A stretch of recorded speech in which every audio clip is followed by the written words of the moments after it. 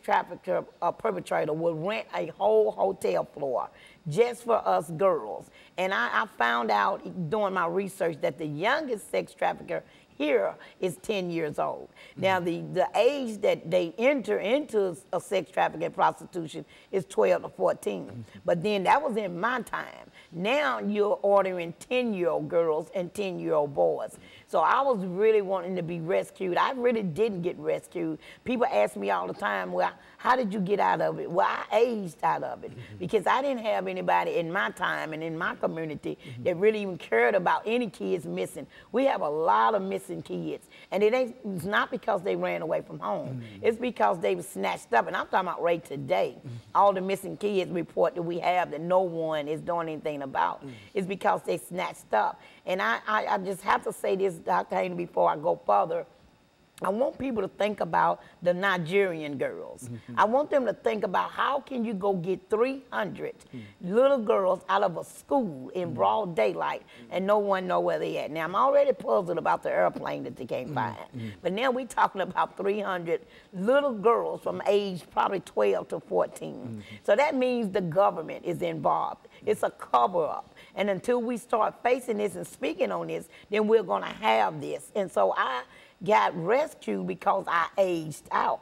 And I aged out, I was like 42 years old, but I aged out at 30 because now by then I'm full of drugs, I'm homeless, I don't feel like I belong to anything, I don't want to live, so I'm not performing as good as the 12-year-old I once were or the 14-year-old. So that means I'm costing them money.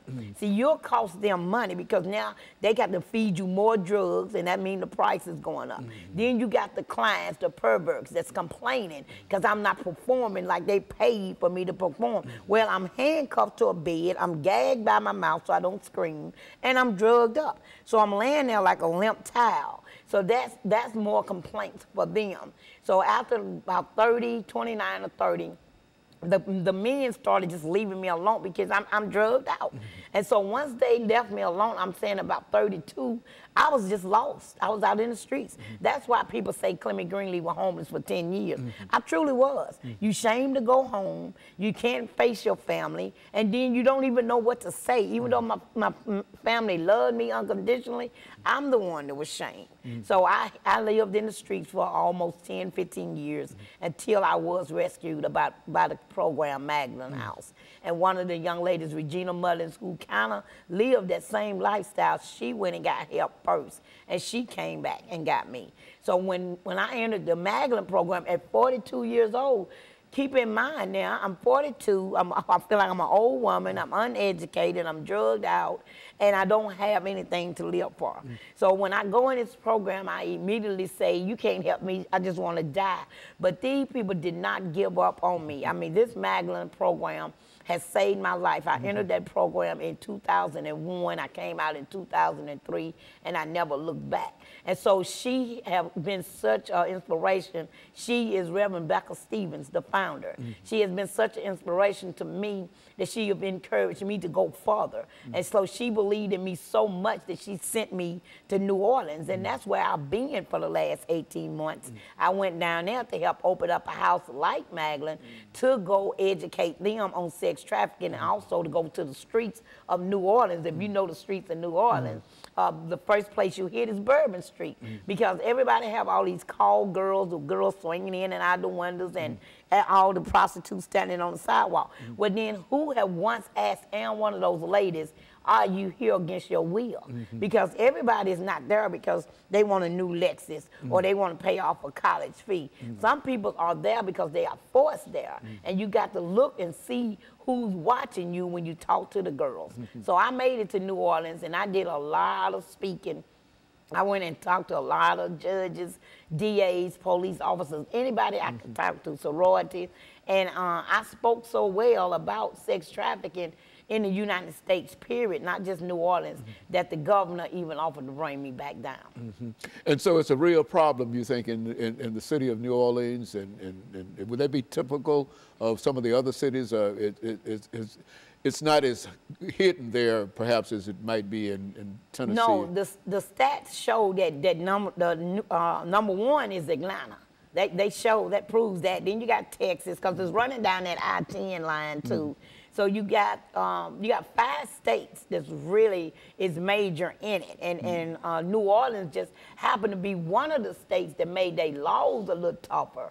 So we are trying to get other states to back off of what Governor Jindal just did, because by him changing the law, it made it stiffer. And what I mean by made it stiffer, Dr. Haney, is if we got locked up for any sex crime, crime against nature, just doing any kind of oral sex, anything we get caught doing, we automatically get charged as a sex offender. We automatically get 18 months to 3 years. It's women's in jail now just because they got caught giving oral sex. But the man, he didn't get caught doing anything, so I didn't think that was right.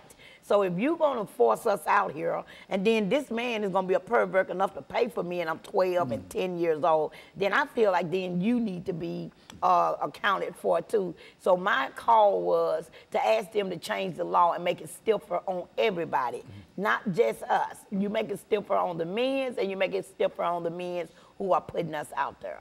Well, it appears to me, Ms. Greenlee, doing this as we end this first segment, that this is a real problem in America today. Is that what we're saying? This is a huge problem in America today. And we'll be back with our audience following this very, very short commercial break.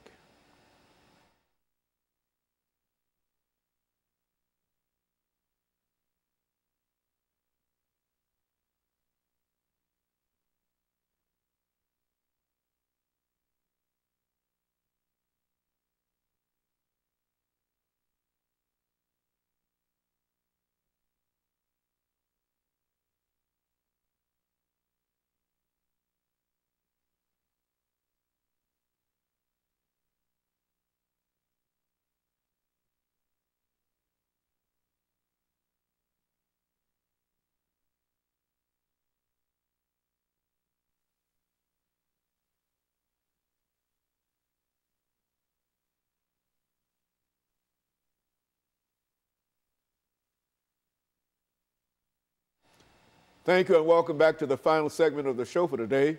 The topic is human trafficking in the state of Tennessee, and Ms. Greenlee has given us some information in reference to what is going on in Tennessee, as well as what might be happening in other states around the nation in reference to human trafficking.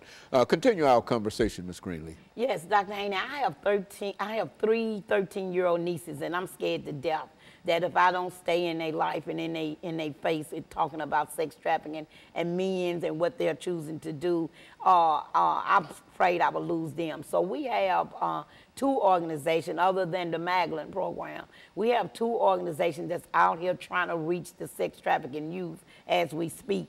And one is called One Less, and the other one is called End Slavery. Now, it's new to Tennessee, but they have stepped out to do something. Magdalene was the only organization that really stepped out there. Magdalene